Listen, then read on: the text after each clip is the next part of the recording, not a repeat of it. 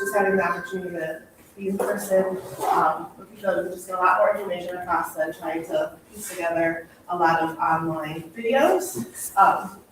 And so I think I just want to say a great big welcome and thanks for coming.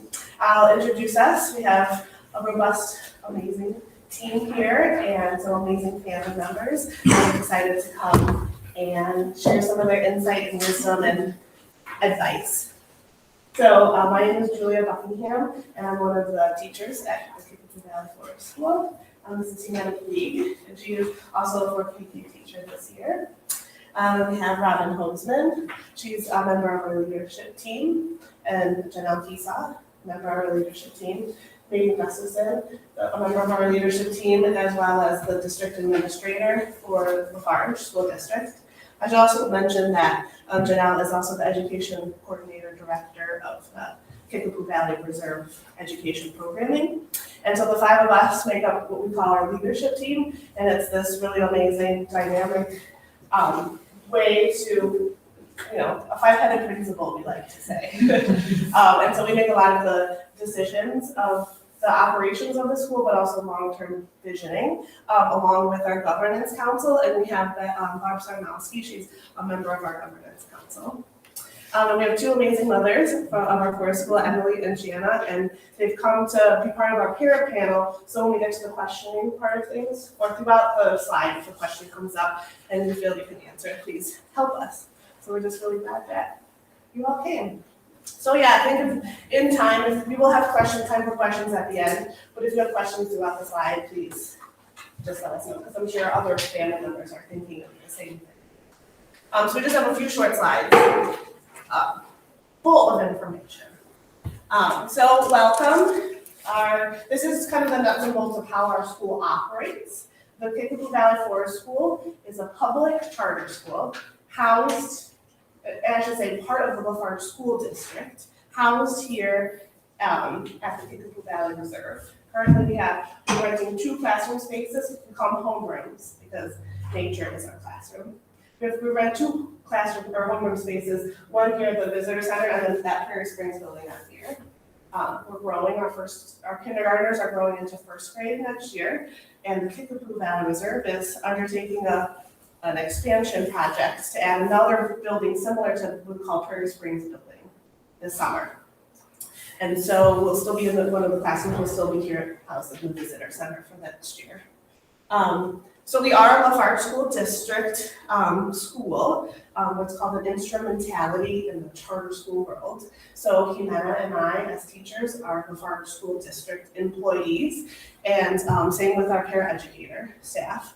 And it's great because it comes with a lot of really amazing benefits. For instance, Emily is also our nurse, who's the school district nurse, and so if there's any, little tiny tick issue or a cold issue that mom needs to be called, she's there to always assist us, which is really great.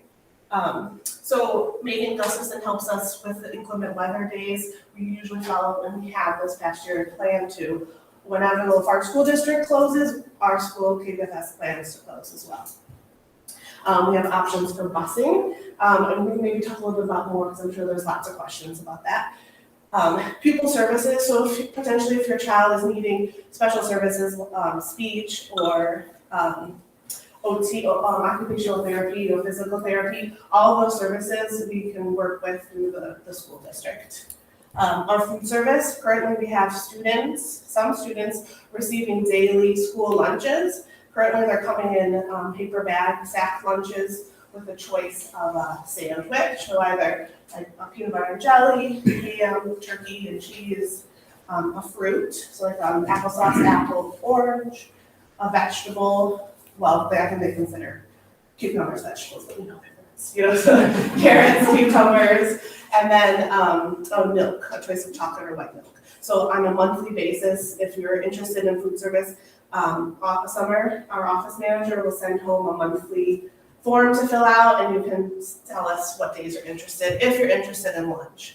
So, and Emily and Megan and food service and I are working on perhaps even increasing our choices for next year, but we'll let you know. So that's food service, and then also Lafarge has a really nice after-school club that some of our students take advantage of, and so the bus comes and picks up the children here, and they get bused over to the Lafarge School District where they can have after-school care.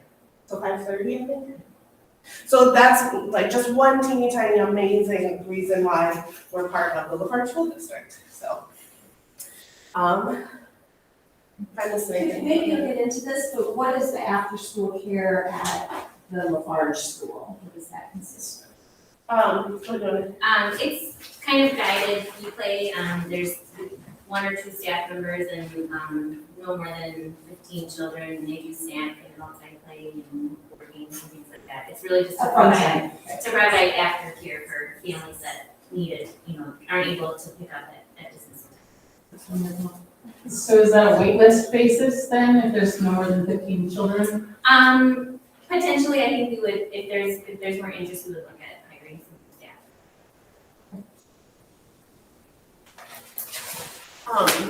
So we'll think about this seasonally, and it changes depending on the season, but this is a typical schedule. This was the winter one, right? Do you want to talk about it a bit at all? Sure, yeah, so we started the year with a bit of a different schedule, but as we came into it, we needed to make some changes, and that's something that we do a lot here, is like look at the needs of the children, adjust accordingly. So children arrive at between 7:50 and 8:30, and they drop off their things in the classroom, get geared up if they haven't already come all geared up. Every child has rain pants and raincoat that live here at school, so if it's a wet day, they put these on. We check all their layers to make sure that they're doing well for what weather is happening that day. And then they go down to the forest, to a little play space in the forest, kind of that direction, for a while with the teacher. And then we finish doing our attendance and checking everybody in, and all head down. Their snack that we have a Farm to School AmeriCorps member who cooks from scratch every day, really healthy, full foods for the children. And we serve that right away in the morning, just to make sure that all children are super well nourished and ready for the day. And that seemed especially important in the winter because they're just burning calories so quickly to keep warm. Then we have a little circle time where we just read at each other and also sing and sing seasonal poems. And then we head out to some, like we call it, our adventure time. And sometimes it's as a whole group, and sometimes it's in smaller groups. And we have all kinds of really wonderful, magical places that we've discovered over the year. And we're always discovering new ones, but we have our favorites that we visit over and over again. And so, I don't know, what do you think? It's like 1.5 miles or something like that, probably there and back. But we'll walk someplace and be there for a while and play. And then we come back at around 11:30 for lunch. We eat lunch, have almost always eaten lunch outside, often right out here on the deck. Even in the winter, it's nice and warm with the sun shining right there. And some children bring lunch and some get school lunch. And then there's like a short kind of like, sort of like our PE, a games type lunch, and where children play group games outside. In the winter we went sledding. And then we have sort of go in and have quiet time, and it is either like nap time or just indoor kind of time. And that's when those who are napping transition into work time, and it's when our academic skills practice is happening in a more directed and concrete way. It's happening all the time when we're out and about, but it's like a focus time for that. And we have all kinds of learning materials that children get to choose from inside the classrooms. And then at the end of the day, we go back outside to the same spot that we began the day in, and they have another snack. Now we realize that that's super important. They're really hungry by the time they get to the afternoon. And close the day with another circle, and that's a time where we really focus on drawing the children into their observations of the things that are changing in the natural environment. And then we have dismissal, and there is they're either picked up by parents or rights.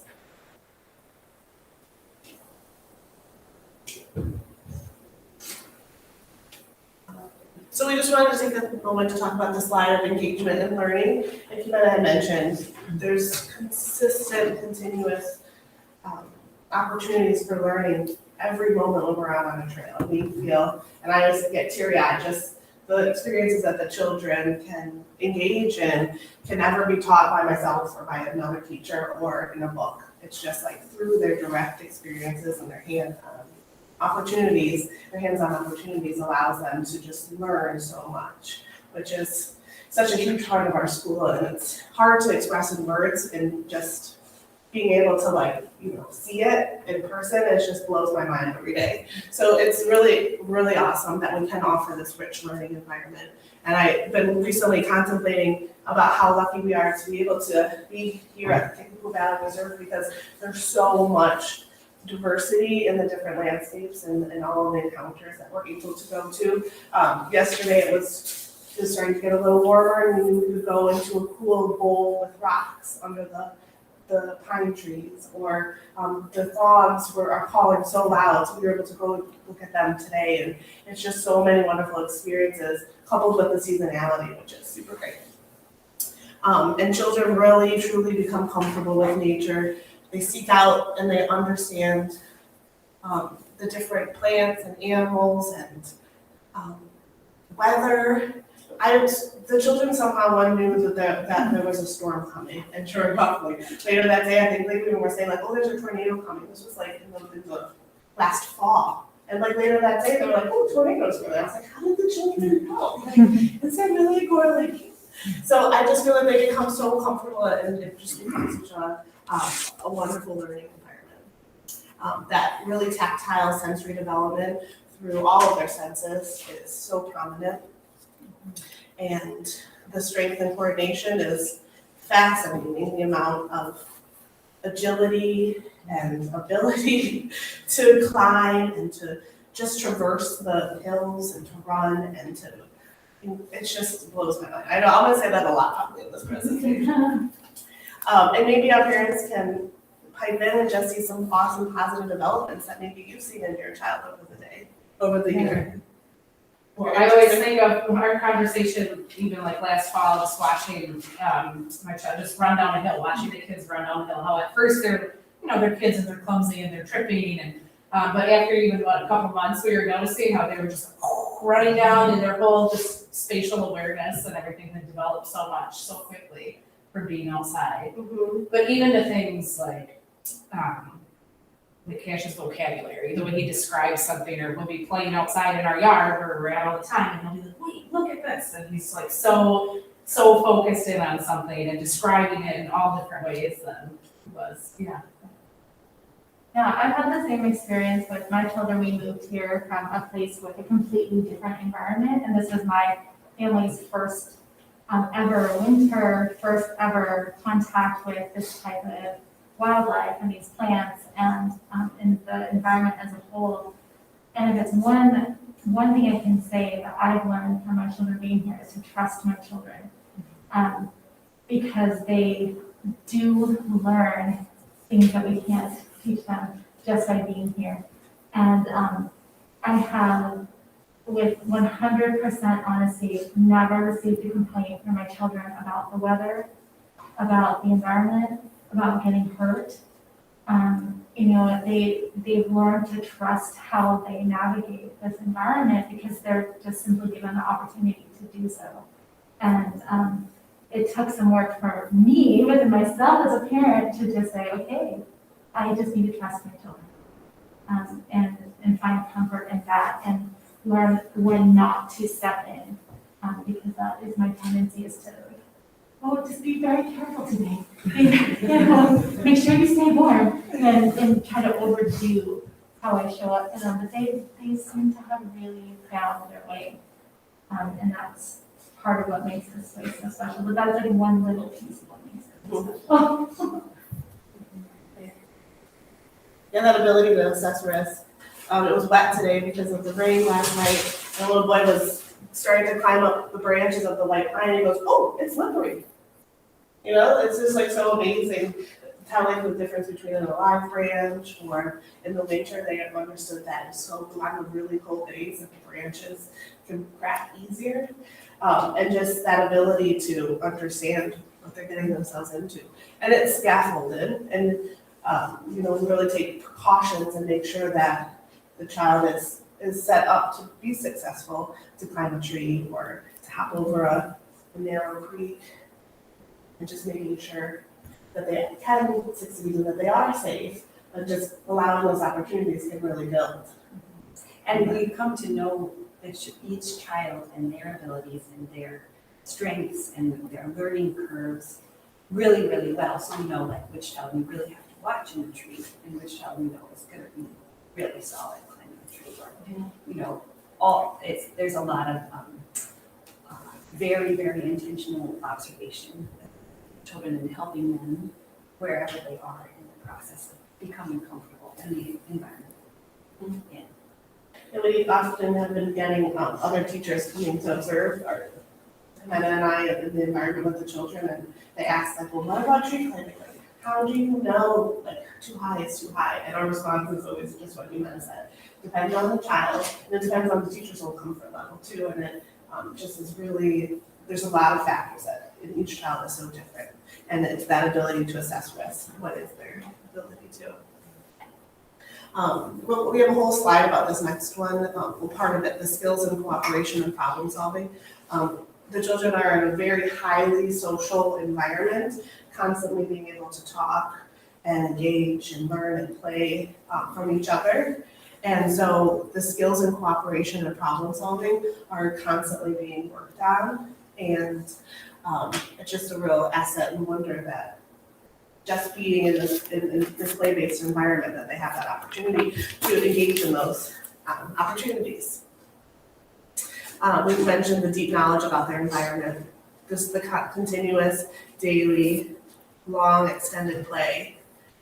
That ability to stop and dig for worms for 45 minutes is an option when they were playing in those larger, when we're out playing, or to, they were really listening to the frogs for a very long time and seeing the water snake and the toads and the frogs just because we were in one space for such a long period of time.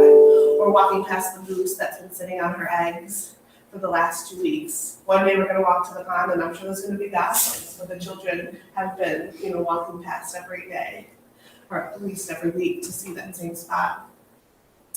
And the cycles that just happen from experiences is really awesome. And we had mentioned that spatial orientation and that body awareness, which is really great. And on another level, their spatial orientation to this whole area around the visitor center at the KBR is really phenomenal. We had a winter solstice celebration where they put little lanterns and they had a candle in their little lantern, a very small little candle.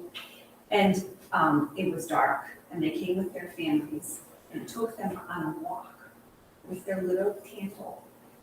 And they all, like not a single family got lost. And all the children knew exactly where they were going. Even like way down the trail to a cave, a child was able to say, oh, we passed the turnoff and turn the whole family around and go back and find it.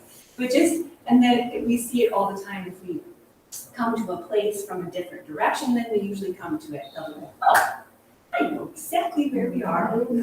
Or they just have a really, they're creating an incredible mental map of this place. Oh yeah, they're so into, yeah, we came out Sunday as a family and we parked somewhere, we're walking partway in.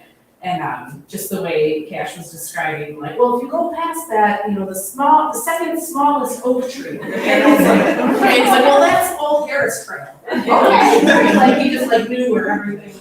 Yeah, yeah. And they love naming the little places that they find. So yeah, so we're here. Like they would, and then when Edie and when your children come, are they always excited to show you little new places? Yes, okay, so, like I shared, we just moved not too long ago, and so I overheard my 4-year-old Edie having a conversation with an adult friend of ours, and if this person asked them like, how do you like living here? And Evie said, well, I have two homes. And I thought she was going to say that it was Tucson where we came from and Rosewood, which is where our actual physical house is. But she said that it was a reserve and Rosewood. And I was like, I feel like, can't even talk about it without tearing up. Because it's like, it's everything that everyone is saying here. They spend so much time in the environment that it's so special to them. And I mean, I have a 20-year-old, I have a 16-year-old, I have a 13-year-old. Never has one of those children said that about their school in a traditional, and even in non-traditional settings, which they've been in. So it's very, very special that they get all that time, and they do know everywhere to go. I'm covered in mud because I've been here since 3 o'clock. Out on the trails with my children. And we'll definitely talk more about the social engagement, I think maybe even on the next slide. Oh no, that's coming up, don't worry. They do like to talk and hang out. So yes, as teachers, our number one goal is to help children succeed at school. And as parents, there's some things that we would like, that we've seen success with children being able to come to school. One was definitely a hearty breakfast. We do have that snack early in the morning, but we've seen a difference even in children who are eating more of the protein hearty snacks versus, maybe just a sugary cereal or something. So being very mindful of packing those protein rich breakfasts. And I know Humana is a really great resource for some ideas. And I think our AmeriCorps farm to school snack, I think we've started to figure out more ideas. Yeah, and even sometimes now, I'm encouraging parents to put a little meat stick or something in their child's pocket, so that halfway through the morning, when their blood sugar starts to go, they just have something that's right there. I'm just curious, what kind of snacks are provided during school? Yeah, so like brown rice with cheese and some kind of sliced apples or eggs cooked in coconut oil. Organic Valley cheese and summer sausage. Protein balls. Oatmeal. Oatmeal with butter on it, those things of fun stuff.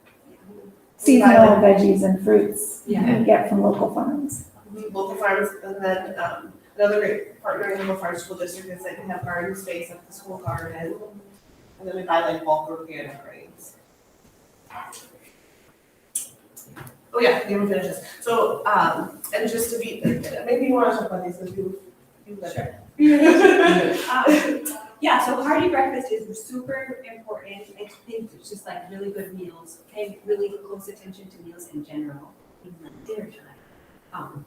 It really helps your children because it takes a lot of physical energy and they burn a lot of calories being out moving their bodies all day long, especially in the winter, and then keeping themselves warm. That's super important. Making sure your child gets a really good night's sleep is also so important. Just so they're very well rested for the next day. Because if they're feeling overtired and over hungry, it's harder to be outside when it's raining, But if you're really nourished and feeling strong, that makes it a lot easier.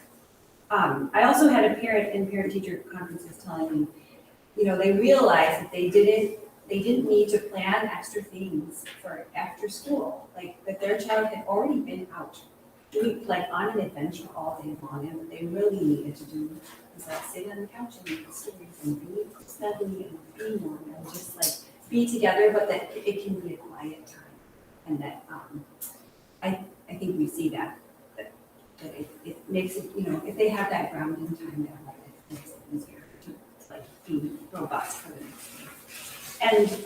And then just to observe your child's energy level as it goes on, and maybe you're like, oh, maybe we don't need to do that such and such thing because they're pooped when they get home.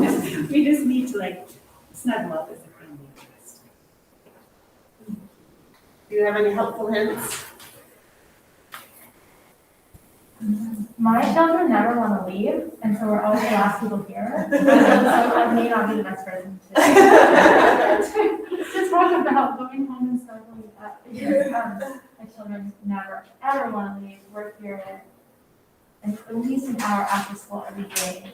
And I think part of that, again, it says everything we need to know about the environment, that even in the winter time, they don't want to go home. And they're ready to get out and do more outside, which is super fascinating to me.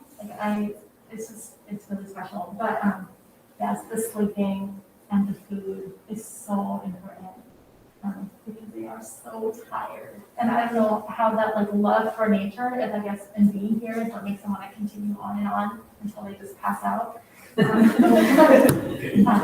when they do go home, they do need so much more of that nurturing grounding time. Food, nurturing grounding food as well, especially in the morning. Morning ritual is so important. That's it. Yeah. Oh yeah. No. Please share your. Yeah, I was just thinking mornings, especially in the winter, were chaotic because I have 2 older kids who I'm trying to get somewhere else and then get cash bundled up and all of the layers and all of the stuff and pack the lunch. And so sometimes mornings get chaotic at my house and, we're both leaving.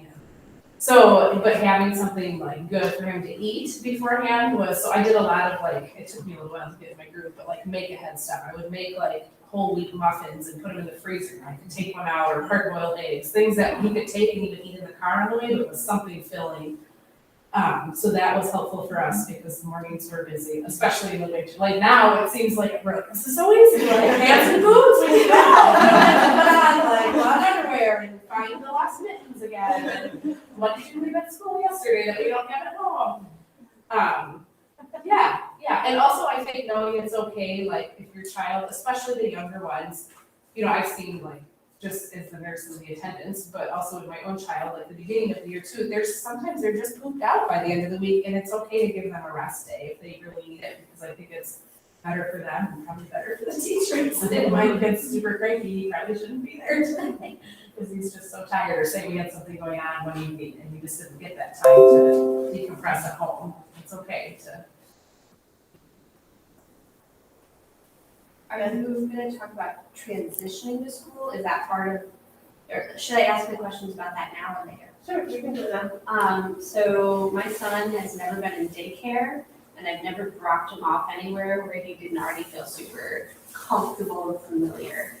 And so I think the entire schedule is going to be a complete shock to the system. And it'll be an adjustment, we know that, we're prepared for it to be difficult, but do you have suggestions, things to do ahead of time or during that transition to really help that work? So there are playgroups planned, both, there's one in June and then some in August. And I think that that's a great way to come, you see some of the other kids, maybe you meet someone at the playgroup in June that you can get together with over the course of the summer, so there's a new connection forming. And to meet the teachers at the school. I think those things are really great. And then, I don't know, I would suggest just a couple weeks before school, practice we're getting up at such and such. Or KPR, everybody. Practice putting your lunch in the bag. And we do a lot of school, put on your shoes after lesson. This is how there's a lot of steps, slow and steady, scaffolding steps that we do here at school as well to get children all on the same. Now we can hit the trail, running, no problem, but it takes a lot of time to get there in the fall, and then they have all the winter here, and they have to learn all of that. And now all my kindergartners and more kids can pack their bags before they're going down to the forest for after playgroup, after noon playtime, right? But it's taken a long time to build those skills. So we do a lot on our end at school to prepare them to have that full schedule, full time from the beginning. Right? It might be hang out in the forest for the first 3 hours of the day for the first 3 or 4 weeks of school until everyone's ready to go hiking. Maybe we'd only take a 20-minute hike. So we build upon that. Yeah, and then also just to remember that your child won't be the only one for whom it's a big transition, and that the teachers are prepared for that, and prepared to be there to help, ease it.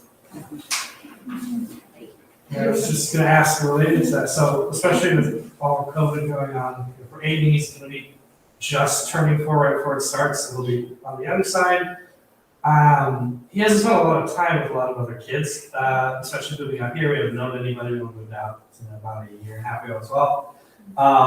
So for him, we tried to start introducing him to some other kids, but he doesn't have things where, he's still in the phase where, oh, that's my toy, or take it from someone else. Have you seen some issues with that coming from more kids who don't have that social interaction yet, getting used to that, and basically have some techniques to help get them through that? Because we've been trying, but it's it's difficult when there's not other kids around to just hang out all the time. Right. Yeah, I think that's a really great segue for our next two slides too. Okay. And so every child is so different, and every child has their own needs, and that's one thing that I think our team is so really good at, is to knowing which skills each child needs to work on. So it might be, sharing, and it might be reading, right? Sick management, yes. But we are very observant. We try, and we work like each child has their own skill building plan. So the next two slides, we're going to talk about our highly social environment, which through play and through interactions, a lot of these skills are met with a lot of coaching from our staff. And then we'll talk about our guidance approach, which sort of builds into all of that as well. So I don't know if you want to do both of the slides, Robin, or if you want me to do the highlight. Okay. So because the children are able to choose their play, and because the children are able to choose their working activities inside, and it's a lot of child-led, the opportunities for them to talk with their peers and adults is consistent throughout the entire day.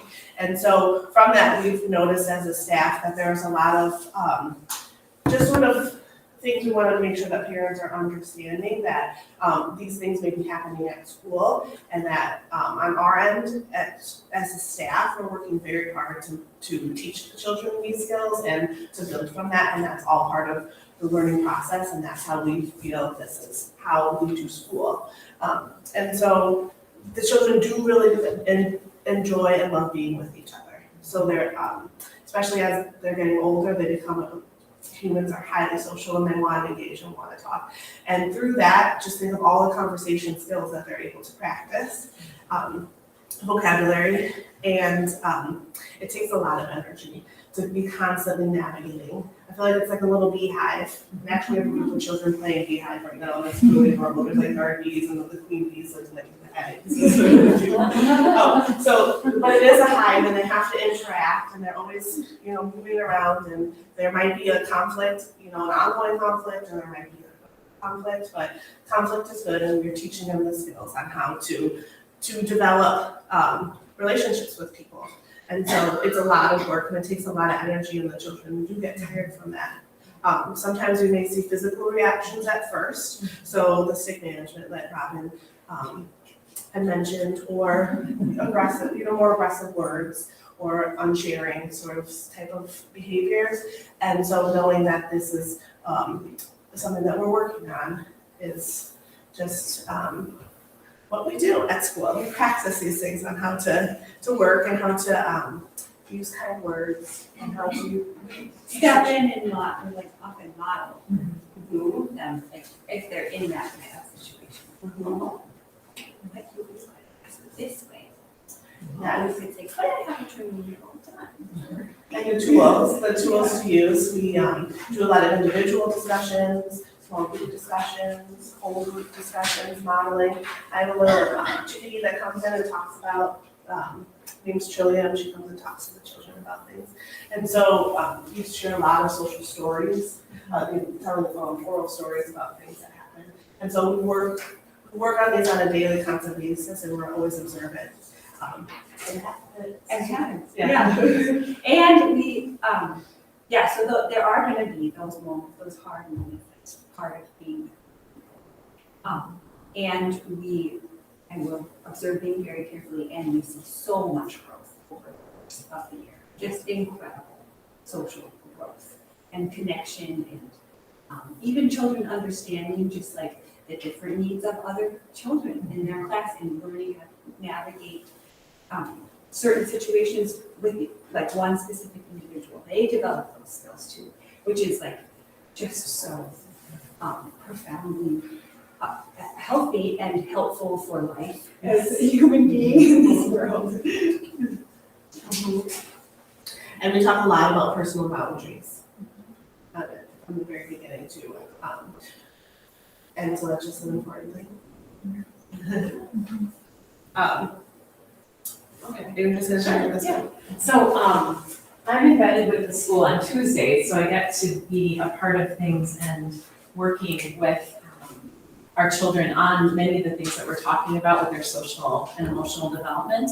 And part of that is informed by my work as a mental health counselor, so that's one hat that I wear out in the world. But that informs my understanding of working with young children and understanding children from a developmental perspective and from an individual perspective. So like Julia and Jimena were saying, we really look at each child and notice where their needs are for growth and how can we support them. And we don't expect them to arrive as fully formed adults with a deep understanding of how everything should work. So we're here to coach and guide the best we can in each individual situation. So when your child's a part of our school, your child is really seen for who they are and the gifts they bring, the challenges they encounter, just like we all have as adults.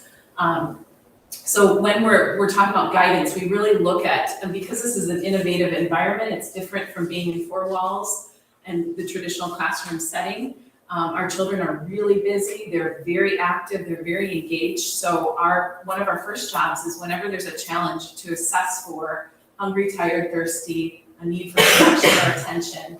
And we always try to meet those needs first and be really mindful of that.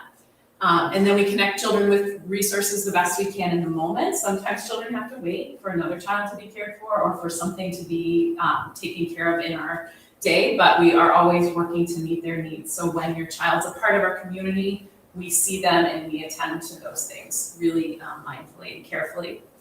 We work with restorative practices, so if children are in conflict with one another, it may not be the moment for them to solve it or to talk or to say how their feelings are, but we bring them back together when it's appropriate and work on those kinds of things. And we communicate with you all as things arise to let you know what's coming up or what we're noticing and to get your input and perspectives because you are your children's first and most important teachers. So we really want to work with you as well to have that communication. Again, we talk about meeting the needs of the individual. We know that all children are different and one child may come ready to just sail off into forest schooling and maybe your child arrives and needs much more support to transition into this big wide world of school and others and being away from home. So that's really important for us to look at each individual in those needs. We are always looking for teachable moments and we take advantage of those throughout the day. Our teachers have been wonderful at really helping children slow down and understand what's going on in a given situation. And again, we celebrate and recognize children's growth and development, and being here every Tuesday, I've had the chance to see children over time growing and speaking and naming things, speaking about their feelings, speaking about their experiences, setting boundaries really firmly, asserting themselves, communicating with real specific details, like children by the end of winter are saying, I need another layer, my socks are feeling not warm enough, and also getting dressed if they get too wet, being able to run in and get different layers on and take off wet clothing. It's just remarkable to see their fine motor, their personal stamina and all of those things. And we're here to catch them when they aren't feeling very sturdy or need some extra support. And lastly, we just want to make sure that our school is, we have the opportunity to learn and share what we're learning about children and the forest schooling experience and share that with you all in our community. So we take this guidance approach really seriously, and it's a core value in our team's way of working with children. Any questions on any of that? All right, no problem. Have you seen your children increase their social, verbal skills to communicate their needs to you? I would say, yeah, definitely. Awesome. I have a 7.5-year-old who just joined the school in the winter. So his first day of school was in the negatives, and was in a public school setting before. And the amount of growth that we've seen is like one of the most emotional things that we'll remember about this year. In the setting that he was in, he didn't have the opportunity to really communicate with anybody as openly, because there's obviously this with COVID restrictions and things like that. He was getting very little outside time and bonding time with other kids his age. And he came into this environment going back a grade, not knowing anyone, and also really lacking in social interactions, being new here, but also being in a public situation where he couldn't really interact very much with his peers. And we went from he wasn't reading, which was totally fine, and it was something we were not pushing.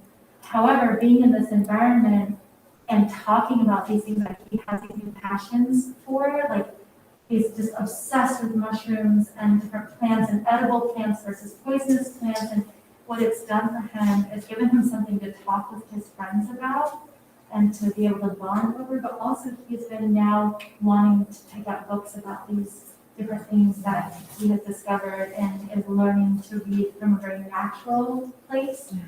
And that has been just the biggest blessing for our family to see him do that. And I had a 4-year-old come in who, really didn't know anyone, and we were like, what is this gonna look like? For these teachers.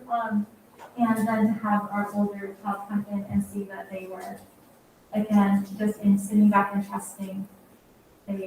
And also because of who is here with your children and our children, it just happened naturally. And I know it's different for each child, but we had such a good experience with the transition in two very different situations. I would also just add that the teachers really do know the kids. They communicate with the families, and they just know them on such an individual level and what their needs are, and their needs change, they're transitioning and they're growing, and just had a wonderful experience, like when my little guy needed a little more guidance, and certainly always going through a phase, and we had more, regular communication about certain things. And then all of a sudden he's out of that phase and he's way more independent, and it's just, they really know your child on a personal level, and they know what their needs are and when their needs are changing, and super awesome. Agreed. Well, I can interject. I had a parent talking to me who said their daughter was all into frills and lace and really wasn't into anything of this nature stuff, and now they have a hard time because she's collecting bones and bark and rocks. And so, really, from their initial fears about how is she gonna, they're just marveling at how she loves this stuff. Not gonna lie, those princess dresses sometimes when we're walking in the forest, it was like pretty awesome. I was like, take advantage of it. I love it so much. Well, you have that today. Just a reminder, they will get muddy and wet. Yeah. You wanna make sure you know what you're signing up for. Yeah. And we mentioned before too, the children get really good at knowing which clothing is best. And you won't believe it, but that coat is this coat. Not the same one, but same style. Yeah. And so I always talk about taking care of your healthy body. I don't say that to my children. They like sing it with me sometimes. They do? They say that to you? Awesome. And that's a wide range, from today with the humidity, getting water, knowing that you're thirsty, knowing what happens when you're flushed. And we talked about our snack program, making sure that you do have snack in the morning, because if you're hungry out on our hike, opportunity in the morning to have snack. All of these different situations is something we talk about. Packing their backpack, I mentioned that before.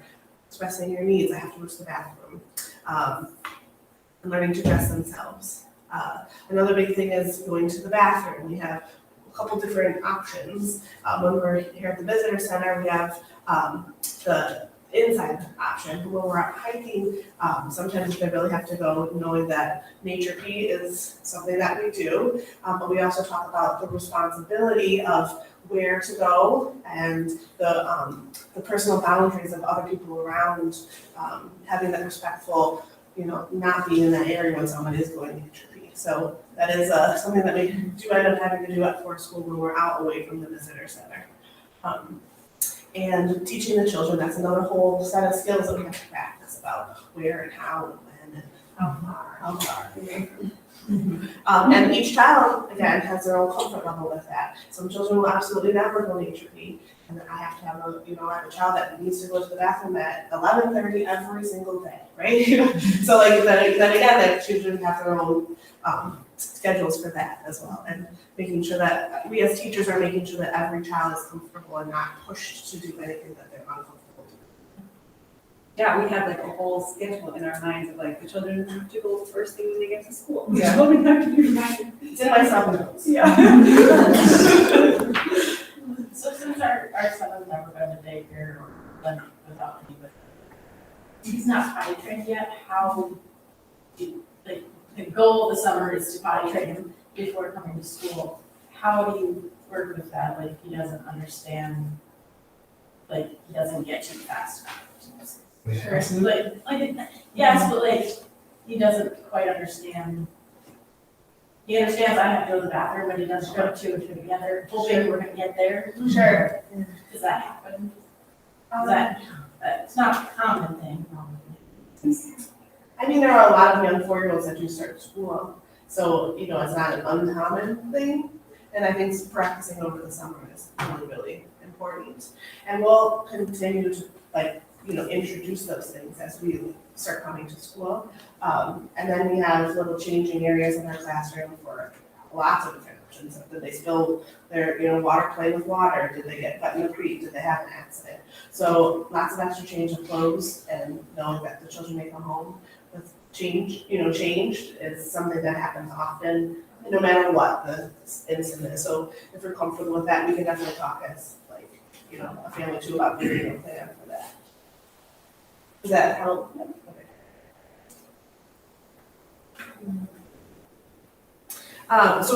I know we're getting late on time. We really wanted to keep this to an hour. I know everyone is so busy. We do have an entire year video that Janelle had sent out in one of our welcome letters about all this sort of information. But Jimena has a few quick examples that Yeah. So here are the range sets that every child that they live in their cubby. So they're issued one that's hopefully close to their size, beginning of the year. And they wear their raining pants a lot of the year, even when it's not raining, really dewy night, they put their raining pants. If it rained last night, they put their raining pants on. If it's just muddy spring, they wear their raining pants a lot at school. So those things, and then also there will be a set of these rain mittens for every child also that will stay at school next year. And these are really great for super sloppy snow at the end of winter or when it's really raining. 2 weeks ago when it was 40 degrees and rainy, those would have been exactly what we needed. Yeah, and your hands stay dry. And they have these nice long cups. But let's see, other things to really think, I think this is one really big thing is, and we talked about it in our gear video, but these boots have removable liners. So when your child comes home, you can take them out and let them completely dry, which is a great way to start the next day with warm feet. It's really hard if they're soggy inside. First thing in the morning, you're probably gonna get cold toes. And then another thing I really like about these Sorels in particular, but you can find other brands that do it. I think it's a great idea to check and whether or not they bend. Because really stiff little boots make it a lot harder for children to navigate the uneven terrain that they're on all the time. And it also, I think, probably keeps their feet colder because they're not moving as much, So I think it's super important to check that. let's see. Sometimes snowsuits are a great option for the winter. Oftentimes they're like roomy enough that you can put another thick layer on underneath. And it just means that they don't have to navigate quite as many layers, pieces of clothing. And I think sometimes for boys, I would suggest like checking to see how far the zipper comes.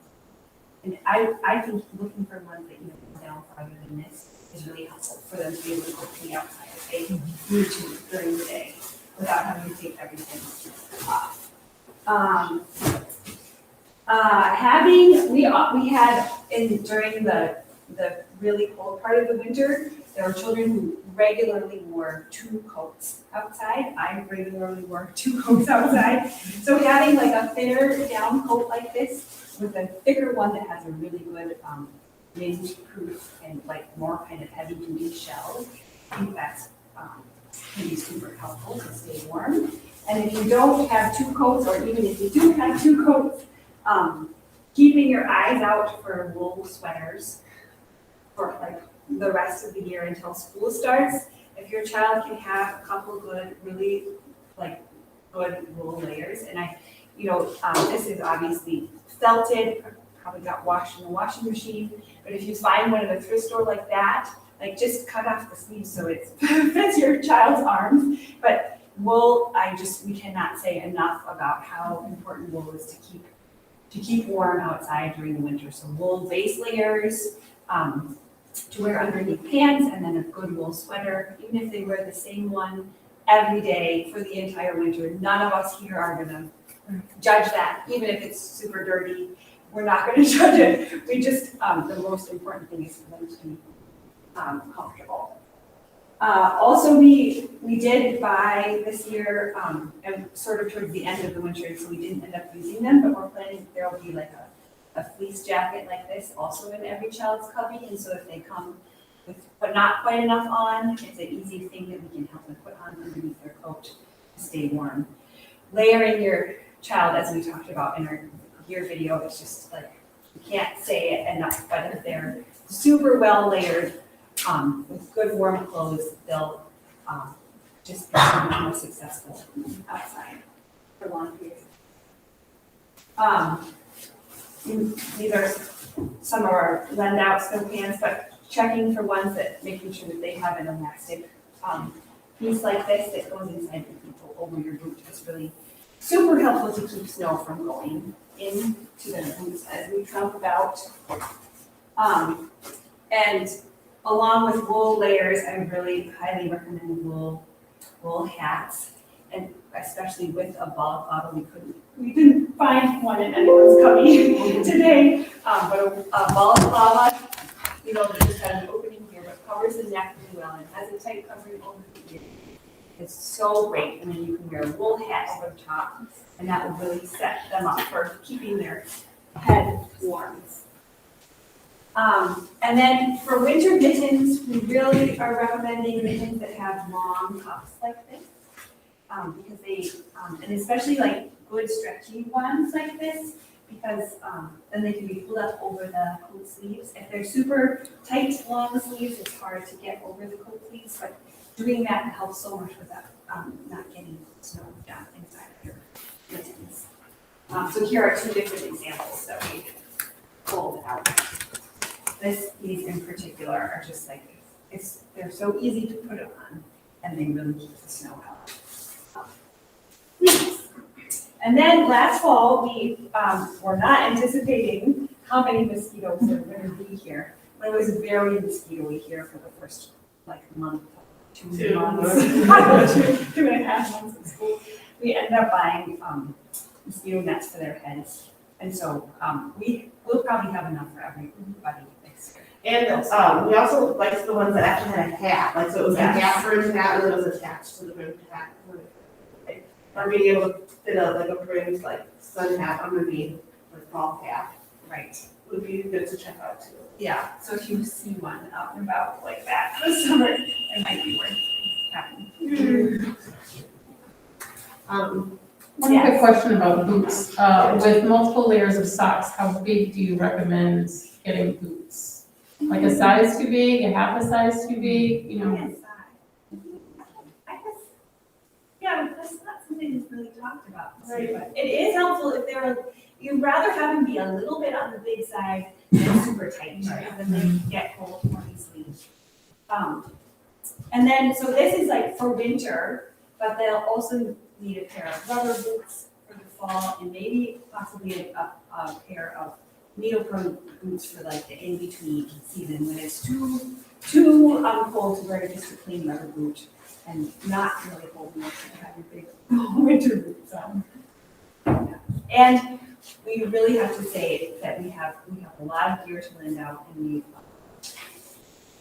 we want to make sure that we have gear that you would need to lend out. And so please let us know, like sizing things, if you're not finding something. We just really want to make sure that our child is dressed and we're willing to do, like, find it if we need to. And don't feel like you have to have all that stuff by September 1st. Sure. Yeah, it can seem overwhelming, but that's kind of a collection of everything that a child would need to be here all year in all types of weather, so. Look for those things as you're purchasing your garage sales over the summer, but like Nina said, the team will help make sure your kid is outfitted no matter what you're able to source funds. And as we're building our family base too, since this was on our first year, we'll be planning gear swaps too. So hopefully a couple of parents will jump in and organize that. And then, at least once a year, maybe twice a year, parents can come together and swap gear as kids outgrow it too. So that'll be really helpful. We can talk a whole entire hour plus about this one. So